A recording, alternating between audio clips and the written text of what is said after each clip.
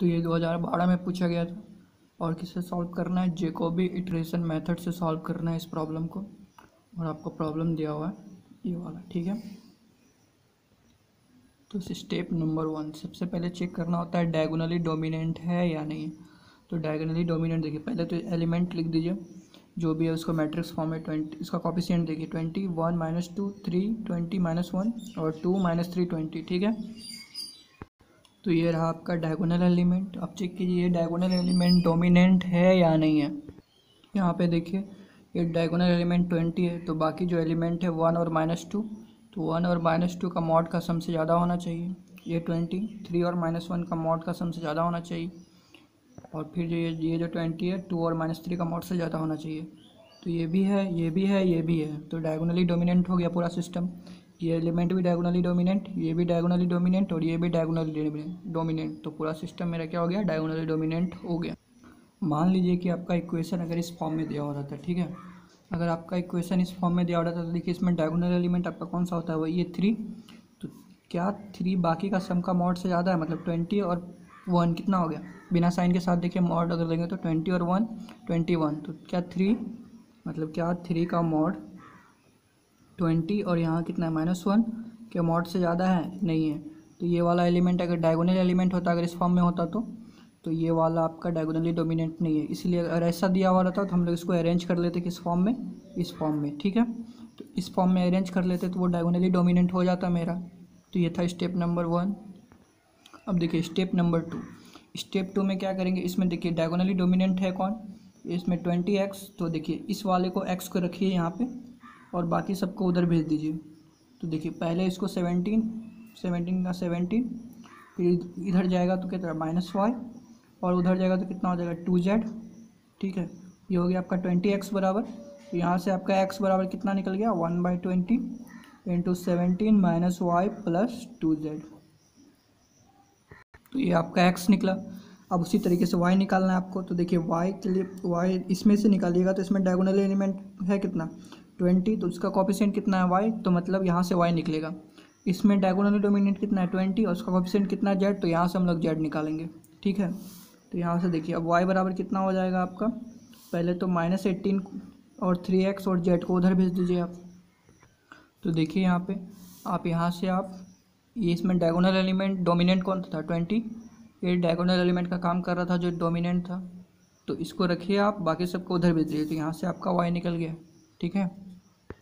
अब देखिए यहाँ पे इसमें डायगोनली डोमिनेंट कौन सा था आपका 20, ये डायगोनल एलिमेंट का काम कर रहा था जो डोमिनेंट था। तो यहाँ से आपका क्या निकलेगा z निकलेगा। तो इसको और इसको उधर भेज दीजिए और फिर 20 से डिवाइड हो जाएगा तो आपका z का वैल्यू कितना निकल जाएगा 1/20 इंटू 25 - 2x प्लस 3y। तो स्टेप नंबर 3 में क्या करेंगे, तो देखिए आपका x इतना आया हुआ है, y इतना आया हुआ है और z इतना आया हुआ है, ठीक है। तो हम लोग इनिशियली क्या करेंगे, सारे x y और z का वैल्यू 0 पुट करके हम लोग इनिशियल अप्रॉक्स रूट निकालेंगे। तो देखिए आप अब क्या करेंगे, हम लोग शुरुआत करते हैं, जैसे कि आपका ये निकल गया। उसके बाद हम लोग क्या करते हैं, शुरुआत करते हैं आपका इसका अप्रॉक्स सॉल्यूशन निकालने का, ठीक है। तो x बराबर 0, y बराबर 0 और z बराबर 0 को हम लोग क्या मान लेते हैं, be an initial approx solution of the given system of equation. कहने का मतलब ये इनिशियल है तो यहाँ पे हम लोग 0 लिखेंगे, ठीक है। अगर ये फर्स्ट अप्रॉक्स सॉल्यूशन आता तो यहाँ 1 लिखते, अगर सेकेंड आता तो यहाँ पे 0 की जगह 2 लिखते, थर्ड आता तो यहाँ 0 की जगह 3 लिखते। तो क्या बोल रहे हैं हम, ये समझ में आएगा जब इसके बाद वाला स्टेप करेंगे तब। तो फिलहाल आप मान लीजिए कि ये इनिशियल है तो यहाँ पे हम लोग 0 लिखेंगे और इनिशियल हम लोग माने कितना है 0 0 और 0 को। तो x इनिशियल कितना हो गया, x वैल्यू 0, इनिशियली y का वैल्यू कितना हो गया 0 और इनिशियली z का वैल्यू कितना हो गया 0। इसको माने हम लोग अप्रॉक्स सॉल्यूशन। यहाँ से शुरुआत करेंगे हम लोग और तब तक करते जाएंगे जब तक कि जैसे कि मान लीजिए 5वां स्टेप में इसका कुछ वैल्यू आया और 6ठा स्टेप में भी इसका जो वैल्यू आया, दोनों अगर सेम आ जाता है तो मतलब क्या हो जाएगा, प्रोसेस वहाँ स्टॉप कर देंगे और वही हो जाएगा मेरा आंसर। तो देखिए हमको चाहिए क्या, फर्स्ट अप्रॉक्स सॉल्यूशन चाहिए हमको। तो फर्स्ट अप्रॉक्स सॉल्यूशन चाहिए तो हम लोग क्या करेंगे, तो मेरे पास जो इक्वेशन है फर्स्ट अप्रॉक्स सॉल्यूशन चाहिए। देखिए इसमें तो y बराबर x बराबर 0, y बराबर 0, तो इसमें देखिए x बराबर है तो इसमें सिर्फ क्या पुट करेंगे y और z। इनिशियली माने हम लोग इतना है, लेकिन x बराबर हम लोग क्या पुट करेंगे यहाँ पे एक्स बराबर यहाँ पे जो पुट आएगा यहाँ पे वाई और जेड को हम लोग 0 मानेंगे।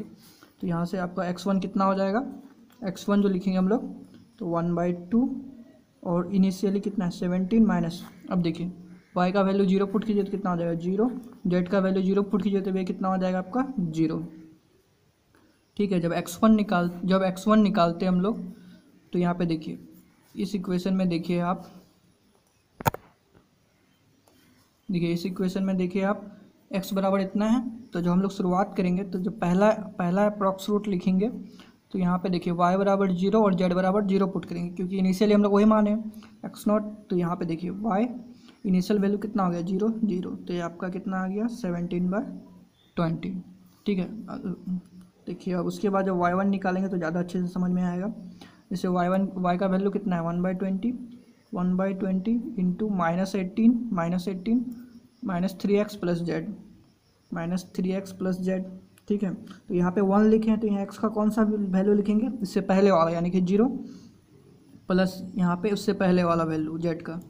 ठीक है, यहाँ पे जो z है जब हम लोग y1 लिखेंगे तो यहाँ पे y1 से पहले वाला वैल्यू, यहाँ पे 1 से पहले वाला क्या है जो इनिशियल माने नॉट मतलब 0 वाला, तो x0 वाला है, y0 और z0 कितना हो गया आपका 0 हो गया।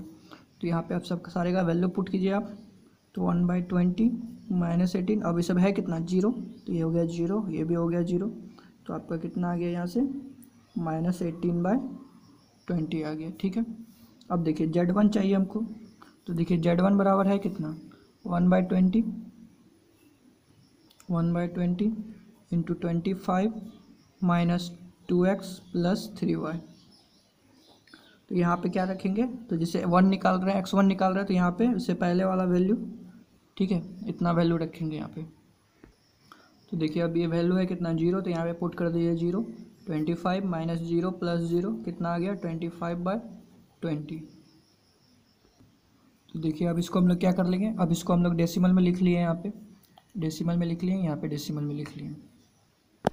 तो देखिए इस प्रोसेस को कब तक करेंगे, मान लीजिए कि x7 में जो वैल्यू आया और वो x8 में जो वैल्यू आया दोनों सेम है अप्रॉक्सीमेटली, जहाँ तक हमको करेक्ट आंसर चाहिए वहाँ तक बिल्कुल सेम है। ठीक है, तो इसके बाद भी देखिएगा वहाँ तक सब सेम ही आएगा। तो जहाँ से सेम होना स्टार्ट हो गया, मान लीजिए आपको दो डेसिमल के, मान लीजिए आंसर 2.14 है। ठीक है, 2.14 है आपका, दो डेसिमल के 2 डिजिट बाद तक। ठीक है, डेसिमल के 2 प्लेसेस तक आपका जो आंसर है सब में सेम ही आ रहा है। तो जहाँ पे सेम आना चालू हो गया उसके बाद एक कैलकुलेट कीजिए, सेम आ रहा है तो अब यहाँ पे प्रोसेस स्टॉप कर दीजिए आप। तो x1 का वैल्यू पता चल गया इतना, y1 का वैल्यू पता चल गया इतना और z1 का वैल्यू पता चल गया इतना। अब हम लोग क्या निकालेंगे, इसके हेल्प से x2 y2 और z2 निकालेंगे। तो देखिए आप x का जो वैल्यू निकला था आपका क्या निकला था, ये वाला। ठीक है, x हम लोग ये निकाले थे, x y z यहाँ पे निकाले थे स्टेप 3 में। तो देखिए जब हम लोग x2 निकालेंगे मतलब सेकेंड अप्रॉक्स रूट जो निकालेंगे, x2 मतलब क्या हुआ सेकेंड अप्रॉक्स रूट, यहाँ पे जो 2 लिखा हुआ है x2 सॉरी यहाँ पे x ही होगा, सिर्फ हम लोग x माने, इसका जो 2 निकालेंगे, x2 जो निकालेंगे हम लोग। तो देखिए यहाँ पे क्या लिखेंगे, इससे पहले वाला वैल्यू, तो 2 से पहले क्या था 1, तो यहाँ पे 1 वाला वैल्यू पुट करेंगे यानी कि y1 और z1 पुट करेंगे यहाँ पे। ठीक है, तो y1 और z1 का आंसर कितना आया था आपका y1 का आंसर आया था यहाँ पे -0.9 और z1 का कितना आया था 1.25। तो यहाँ पे वही वाला वैल्यू पुट करेंगे यानी कि 1/20 इंटू 17 माइनस y1 का वैल्यू देखिए -0.9, तो यहाँ पे पुट करेंगे तो कितना हो जाएगा +0.9 और 2 इंटू z1 का वैल्यू देखिए 1.25, तो 1.25। अब इसको कैलकुलेट करेंगे हम लोग, तो अब इसको कैलकुलेट करेंगे तो मेरा आंसर कितना आ जाएगा 1.02। ठीक है, अब देखिए उसी तरीके से आप देखिए यहाँ पे आपका जो y का वैल्यू था ये इतना था, y का वैल्यू आपका कितना था इतना था। ठीक है, ये y का वैल्यू था, तो y2 जो हम लोग निकालेंगे यहाँ पे, तो यहाँ पे देखिए y2 निकाल रहे हैं तो यहाँ पे इससे पहले वाला वैल्यू पुट करेंगे यानी कि x की जगह हम लोग क्या करेंगे x1 और z की जगह क्या पुट करेंगे हम लोग z1। ठीक है, तो x1 z1 का जितना वैल्यू था आपका यहाँ पे, तो देखिए x1 कितना था 0.85 और z1 का वैल्यू था 1.25। तो देखिए सारा वैल्यू पुट करेंगे यहाँ पे तो कितना आ जाएगा -0.965। ठीक है, इसी तरह से भी हम लोग z2 निकालेंगे। तो देखिए इसी तरह से हम लोग z2 निकालेंगे, तो z2 निकालेंगे तो यहाँ पे क्या पुट करेंगे, z का जो वैल्यू था यहाँ पे यहाँ पे देखिए जो जेड का वैल्यू है, यहाँ पे क्या पुट करेंगे, जब Z2 निकालेंगे तो यहाँ पे x1 और y1 पुट करेंगे, उससे पहले वाला वैल्यू। तो यहाँ पे Z2 निकाल रहा है तो उससे पहले वाला वैल्यू x1 y1 यहाँ पे पुट करेंगे तो मेरा आंसर कितना आ जाएगा 1.03। ठीक है। अब इसी तरह से फिर प्रोसेस कंटिन्यू रखेंगे हम लोग कब तब तक, जब तक कि सारा सेम ना आने लगे। मतलब जब Z2 जैसे कि मान लीजिए Z5 और Z6 सेम आने लगा तो प्रोसेस स्टॉप कर देंगे वहाँ पर। ठीक है। तो देखिए ये जो x1 y1 और z1 निकाले हैं इसको क्या बोलते हैं हम लोग, यहाँ जो हम लोग x1 y1 z1 निकाले हैं इसको हम लोग बोलते हैं first approximation of the root.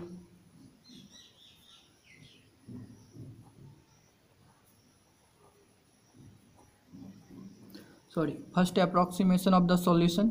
ये जो सॉल्यूशन होगा एक्स वाई जेड उसका क्या फर्स्ट अप्रॉक्सीमेशन है कि फर्स्ट मतलब पहला बार हम लोग निकालें तो फर्स्ट अप्रॉक्सीमेशन, दूसरा बार निकालेंगे तो सेकंड अप्रॉक्सीमेशन, तीसरा बार निकालेंगे तो थर्ड अप्रॉक्सीमेशन, चौथा बार निकालेंगे तो फोर्थ अप्रॉक्सीमेशन। जब मान लीजिए छठा अप्रॉक्सीमेशन और सातवां अप्रॉक्सीमेशन सेम आएगा, या फिर सातवां और आठवां सेम आएगा, या फिर आठवां नंबर सेम आएगा, तो जहाँ से सेम आना चालू होगा वहाँ पे जाके हम लोग प्रोसेस स्टॉप कर देंगे। तो ये पता कैसे चलेगा हमको कि कहाँ पे आ रहा है, तो आपको जहाँ तक जैसे कि यहाँ पे देखिए यहाँ पे 2 डिजिट, अगर आपको आंसर चाहिए 2 डिजिट तक, ठीक है, दशमलव के बाद डेसिमल के बाद 2 पॉइंट तक आपको डिजिट मतलब 2 डेसिमल डिजिट तक आपको आंसर करेक्ट आंसर चाहिए। तो आप जब तक ये जैसे 0.85 अगला स्टेप में भी अगर 0.85 फिर आने लगे तो आप प्रोसेस स्टॉप कर दीजिए। तो यहाँ पे देखिए पहला में कितना आया x1 बराबर 0.85 और दूसरे में कितना आया आपका 1.02। तो ये दोनों सेम नहीं है, मतलब प्रोसेस अभी चलेगा, एक और स्टेप चलेगा अभी। और ये जो आप निकाले हैं ये है क्या, ये है आपका क्या सेकेंड अप्रॉक्सीमेशन। ठीक है। ये जो आप x2 y2 z2 निकालें इसको क्या बोलेंगे हम लोग, इसको बोलेंगे हम लोग second approximation of the root. अब देखिए थर्ड अप्रॉक्सीमेशन।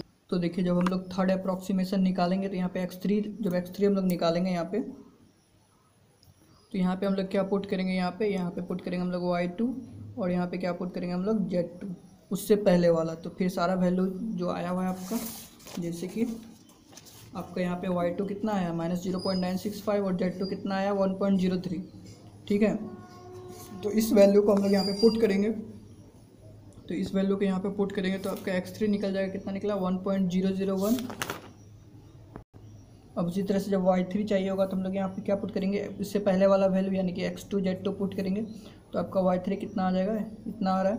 और उसी तरह से z3 कितना आ रहा है 1.003 आ रहा है।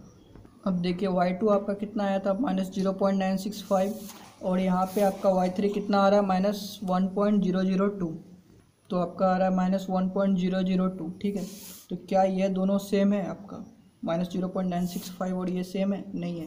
तो मतलब आप एक और स्टेप जाइए तो फिर हम लोग क्या निकालेंगे, फोर्थ अप्रॉक्स सॉल्यूशन निकालेंगे। तो फोर्थ जब यहाँ पे x4 निकालेंगे तो यहाँ पे क्या पुट करेंगे y3 और z3।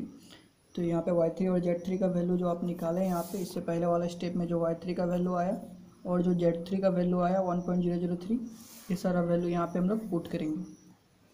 ठीक है। तो आपका x4 निकलेगा,